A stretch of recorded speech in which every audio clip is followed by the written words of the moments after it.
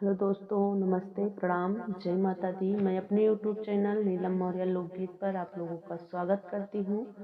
आप लोग कैसे हैं? आशा करती हूँ आप लोग ठीक ही होंगे। जहाँ भी रहें स्वस्थ रहें, मस्त रहें, अपने अपने कामों में व्यस्त रहें।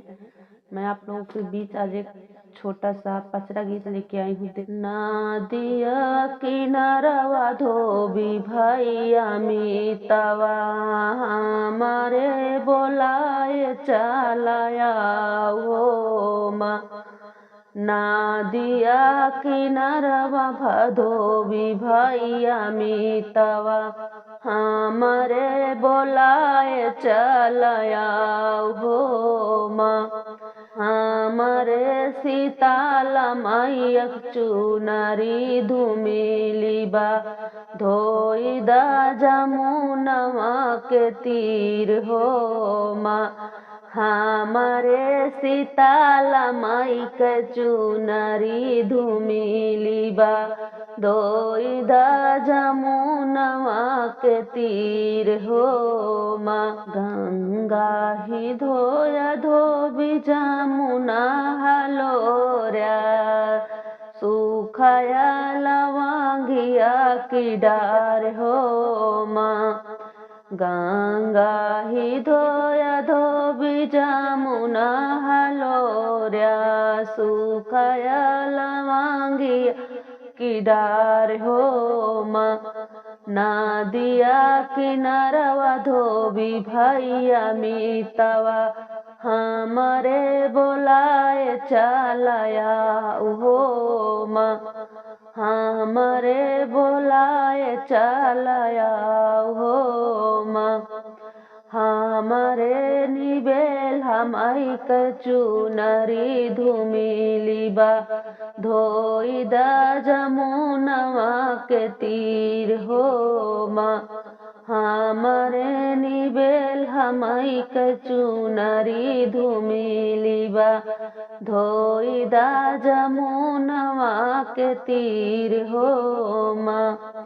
गंगा ही धोया धोबी जमुना हलोर्या सुखाया लवांगिया की डार हो माँ। सुखाया लवांगिया की डार हो माँ। नदिया किनारवा भाई धोबी भैया मीतवा हमारे बोलाए चलाया हो माँ।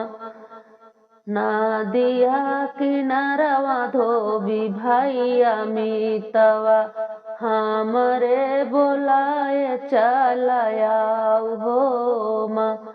हमारे चांदी कनमई कचुनरी धुमिलिबा धोई दा जमुनवा के तीर हो माँ।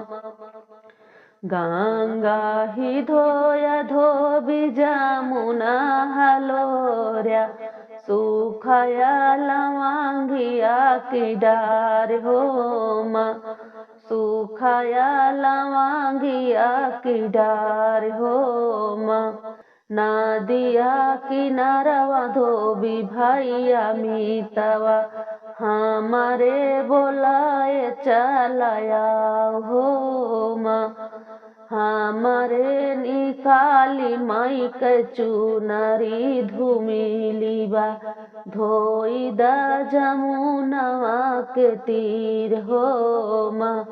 हमारे निकाली माई कचुनरी धुमिलिबा धोई दा जमुनवा के तीर हो माँ।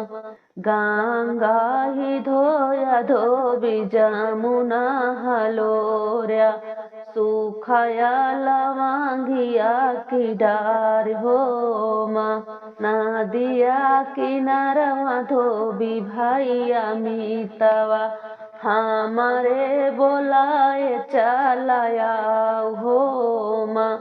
नदिया किनारवा धोबी भैया मीतवा हमारे बोलाए चलाया हो माँ।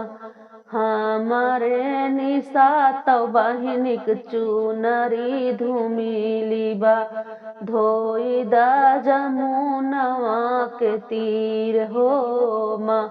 हमारे निशा तव बहिनिक चुनरी धुमिलिबा धोई दा जमुनवा के तीर हो माँ। गंगा ही धोया धोबी जमुना हलोर्या सुखाया लवांगिया की डार हो माँ। सुखाया लवांगिया की डार हो माँ। नदिया किनारवा धोबी भैया मितवा हमारे बोलाए चलाया हो माँ।